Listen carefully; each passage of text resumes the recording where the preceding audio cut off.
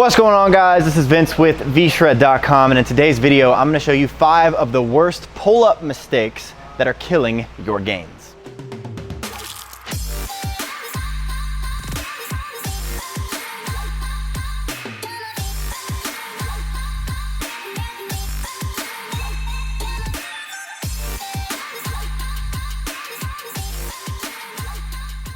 All right, like I said, today's video is gonna be about 5 of the most common mistakes that I see made when people are doing pull-ups. Obviously, pull-ups are a huge exercise for building upper body muscle and strength because it's just working so many different muscle groups as you pull yourself up. It's a great calisthenic because you can do it for body weight as well, but you can also add weight to it. So there's so many different ways that you can do it, but making sure that you're doing it right is crucial if you actually want to build a big, strong back and get the most out of the exercise that you're doing. So today I'm going to show you 5 of the most common mistakes that I see made when people are doing them, and hopefully if you're doing 1 or 2 of these, or maybe even all of them, then you can fix that and start getting more out of the pull-up exercise. All right, so jumping straight into this one, the first mistake that I see made when it comes to pull-ups is something that I don't actually see. It's because people aren't doing pull-ups. If you're avoiding pull-ups, and the main reason people avoid pull-ups is because they're really hard and maybe you can't do a full pull-up, or maybe you're wishing you could get a set of 5, but you think it's embarrassing that you can't get 5. Well, I want you to get rid of that mindset, because the first step to getting good at pull-ups and building a big, strong back is attempting pull-ups, because the more you attempt them, the better you're going to get at them, and then over time, the more you're going to be able to do them. Before you know it, you're going to be able to rock out 3-4 sets of 10, 15, maybe even 20 once you've been doing it long enough. So there's a couple ways that you can really take advantage of this. The first one is if you are at a gym that has an assisted pull-up machine. That's the best way, because you can just put a pad under your knee and just start by taking half of your weight away. So you're basically only doing a pull-up with half of your body weight, and then you can rock out as many as you can with good form, and the form I'm going to get to here in a second. But another way, and this is probably the most common way to really make a pull-up easier, is by using a band. And I'll show you how to do this, because the first thing that you're going to take is this. You're going to wrap it over the bar, and then you're going to take this other end and put it through this end and pull. And that's going to give you a nice, just a little loop that's not going to, I guess, fall apart when you actually go to do this. Then you're going to take this, you're going to put one foot under it, push it down, put the other foot in it, make sure that this is in between your body, and then from there, you're just going to do a regular pull-up. And this right here is a lot easier even with this thin band. And there are thicker bands that you can use to make it even easier beyond that, and then make sure that you're not snapping it up and hitting yourself in the nose. I've seen that done a couple times just in videos, never actually in person, still waiting for that day to happen. But that's a great way right there. Another way is if you're working out with a friend, they can assist you, and they can help push your weight up a little bit, take a little bit of weight off of you. And then another thing is that you can do jump negatives. Jump negatives are a great way to really build your strength with them. And all that means is that you're starting at the bottom like this, you're jumping up, and then you're returning back down to the ground as slowly as you can. Jumping up, returning down to the ground as slow as you can. So making sure that you're actually doing something to get better at pull-ups, and the first step is going to be actually do some pull-ups. All right, the second tip, and this one is again going to be a little out of the norm. We're going to be getting into the real form of a pull-up and how to take advantage of it and make it as efficient as possible in the next 3 tips. But the second tip is going to be make sure that you are warming up before you actually get into your first set of pull-ups. If you're going to the gym and it's back day and the first exercise that you're going to be doing are pull-ups, make sure that you're not just jumping onto the bar as soon as you get to the gym and rocking out as many pull-ups as you can and failing on the first set. You want to make sure that you are warming up your muscles, and this goes for any workout that you do. You really want to make sure that you're getting some blood pumping to the muscles. Get that blood flowing before you actually load up on weight, because that's going to warm you up a little bit. It's going to allow your muscles to be used to the load you're about to put on them, and it's going to be allowing you to do more pull-ups, be a little bit stronger. And my best recommendation for a nice little warm-up to do before you go and do a pull-up, one, you can hop on the lat pull-down machine and throw maybe half your body weight on there and do 10, 15, 20 reps, maybe do 2 sets of that. You're not trying to fatigue yourself, you're just getting some blood flowing. After that, you can get on something like a pull-up bar and do some scapula retractions, and then protraction. So what you're gonna do is you're basically going to get on this bar and you're going to hang, and you're gonna let your shoulders roll up as high as you can. So you're almost like shrugging right now.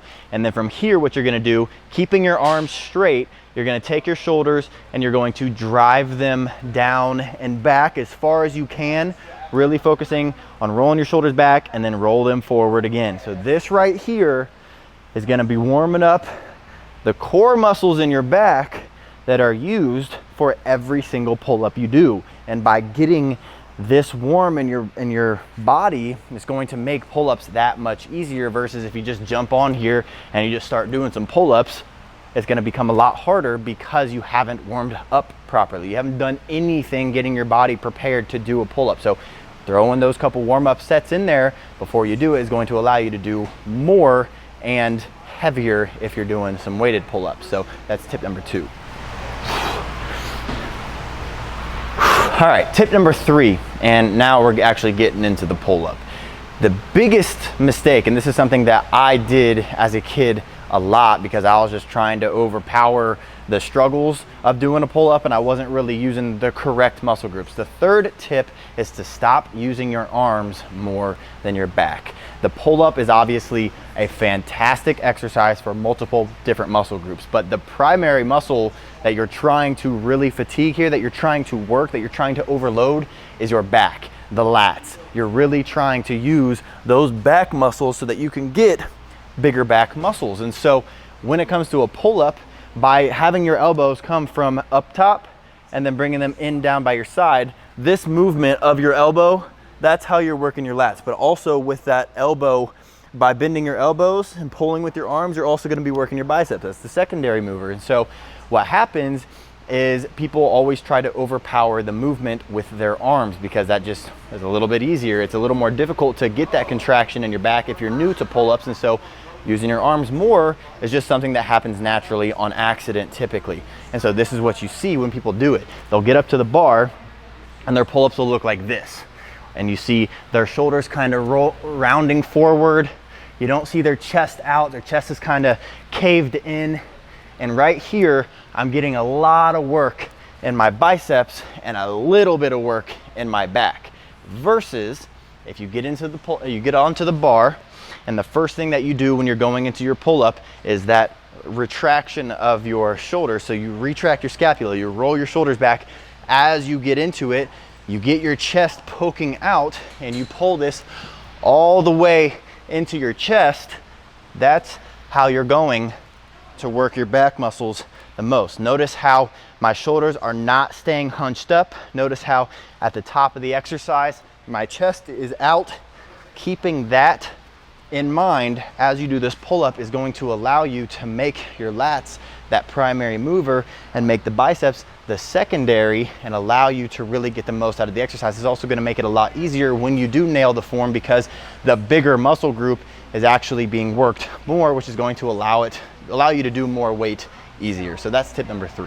All right, fourth tip, and this is something that I preach about in a lot of my videos when it comes to really any exercise, because when you're doing any type of exercise, there's one main way to work the muscle, and that is by lengthening it and shortening it and basically overloading the muscle to create those micro muscle fiber tears so that your muscles can then grow bigger and stronger. Well, the fourth tip is going to be making sure that you are getting full range of motion, full ROM.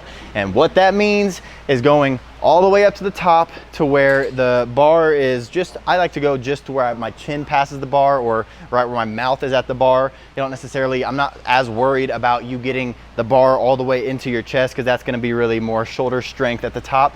But then at the bottom is when it's really important, because a lot of people, they're getting up to this bar and they're doing a pull up and then they come down to about here when really they had all this left and they had that stretch at the bottom left, when that stretch at the bottom is going to lengthen that muscle as much as possible and allow you to get more of a contraction just because you're extending all the way.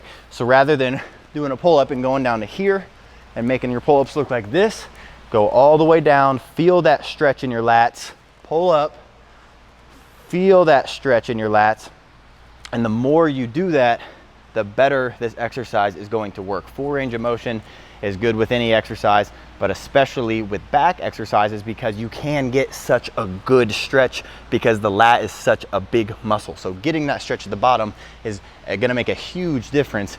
And if you're already doing pull-ups, and doing that in the future is going to make them that much better, that more effective, and build muscle so much faster. So that's tip number 4. And tip number 5, stop kicking while you do pull-ups. One of my biggest pet peeves at the gym is seeing guys get under the bar, and if you're following a CrossFit regimen and you're actually doing kipping, I think it's called, kip-ups, when you're actually supposed to kick and take it away because you're working in intervals with all these other different exercises, that's different. But if you're just trying to do pull-ups and you're trying to work your back and you're trying to build a bigger back and you got to get a set of 10, but instead of getting 10 clean reps, you're going like this. And this is what your pull-ups look like. There's so much more momentum being created from your legs that are not allowing you to get the contraction in your back. It is so much better to do 5 pull-ups like this than to do 10 pull-ups like this. Those pull-ups are garbage. Don't do garbage reps because you're gonna get garbage results. Really focus on getting good form in the gym, because good form and overloading your muscles with good form is going to produce the best results and help you build muscle the fastest. So that's the 5th and final tip. Make sure the next time that you're going to do pull-ups, you are keeping these in mind. You don't necessarily have to be super self-conscious that you're doing all of these perfectly, but just being aware and remembering maybe 1 or 2 of them and focusing on those 1 or 2 tips to help you take your pull-ups to the next level is gonna make a huge difference. I can rock out sets of 15 now just because I'm doing them right. And I actually had a business partner I was working out with, and he was horrible at pull-ups, could get like 3 or 4 of them. And the more we did them and the more he did them right, he was rocking out sets of 10, no problem, just a couple weeks later. So make sure you're doing it right. Make sure you're clicking the thumbs up button below if you learned something in this video. That way it's also saved to your liked playlist, so you can come back and remind yourself of these tips every now and then, because it's always good to remind yourself of these things to